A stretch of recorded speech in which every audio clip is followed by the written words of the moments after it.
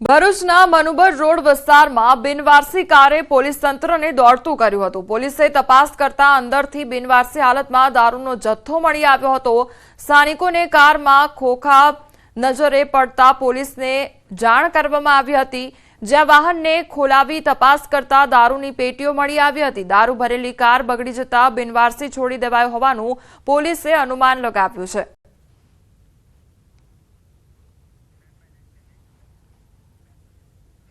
ગીર સોમનાથમાં દબાણ હટાવવાની કામગીરીને લઈ વિવાદ સર્જાયો છે અને ગુડલક સર્કલ નજીક ગેરકાયદેસર જમીન પર દબાણ હટાવવાની કામગીરીનો સ્થાનિકોએ વિરોધ નોંધાવ્યો છે।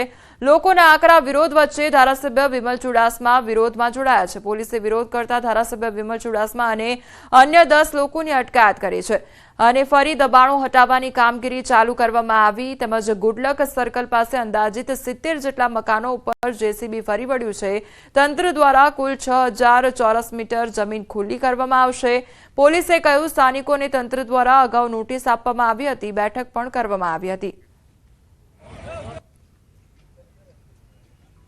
મીટિંગ પણ કરવામાં આવી અને ત્યાર પછી આજે સવારથી ડિમોલિશનની કાર્યવાહી ચાલુ છે।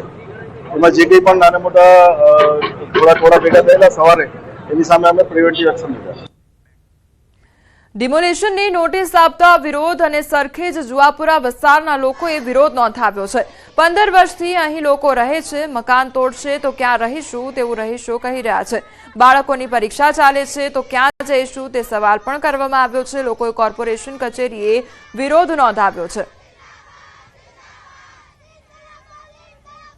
અમદાવાદ મ્યુનિસિપલ કોર્પોરેશનની કચેરીએ મુસ્લિમના લોકો જે છે કે તેઓ અહીંયા પહોંચ્યા છે અને વિરોધ પ્રદર્શન કરી રહ્યા છે। ખાસ કરીને જુવાપુરાના લોકો છે કે જ્યાં તેઓને કોઈપણ પ્રકારની નોટિસ તેમના જે ઘરોને જે છે તોડી પાડવામાં આવી રહ્યા છે અને નોટિસ પર કોઈપણ પ્રકારની આપી નથી અને તેને લઈને ક્યાંક ને ક્યાંક જે મુસ્લિમના રહીશો જે છે કે જુવાપુરાના રહીશો આ વિરોધ પ્રદર્શન કરી રહ્યા છે અને પોતે ન્યાય માંગી રહ્યા છે અને લોકો આપણી સાથે છે તેઓ પાસેથી જાણીશું શેનો વિરોધ છે, આપણે શું કરીએ? हमारी विरोध है कि सरखेज एरिया में 6000 6500 मकान कटीन में 6500 पब्लिक जाएगी क्या करेगी?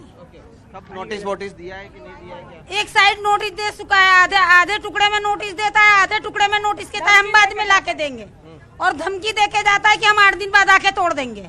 घर तोड़ने की बात करें? हाँ, घर तोड़ने की नोटिस सामने अलीफ रो हाउस में दे के गए और आलिया रो हाउस में बोला कि तुम्हारे वहाँ भी कटिंग आएगी, अभी तुम्हारे वहाँ रुकी है। आधे टुकड़े में तोड़ने की बात करते हैं, सामने पत्थर एमसी के जो पक्के पत्थर आते हैं वो लगा के गए और बोलते तुम्हारे वहाँ कुछ नहीं होएगा। फिर थोड़े दिन में 15 दिन होते, रमजान अक्खा निकाल दिए, 5 दिन नहीं जाते, मापड़ी करने आते, खीला गाड़ के जाते और बोले ये कटिंग होएगा। લોકોનું કહેવું છે કે જો મકાન તોડી પાડવામાં આવશે તો તેઓ ક્યાં રહેશે અને એક તરફ વિદ્યાર્થીઓ તેમના બાળકોની પરીક્ષા છે અને તેવામાં ક્યાંક ને ક્યાંક આ મકાન તોડવાની કામગીરી જે કરવામાં આવી રહી છે કોર્પોરેશન દ્વારા, જેનો વિરોધ જે છે તે અહીંયા જુવાપુરા સરખેજ વિસ્તારના લોકો જે છે તે કરી રહ્યા છે। કેમેરામેન અમિત શર્મા સાથે સંજય ટાંક, ન્યૂઝ 18 ગુજરાતી, અમદાવાદ।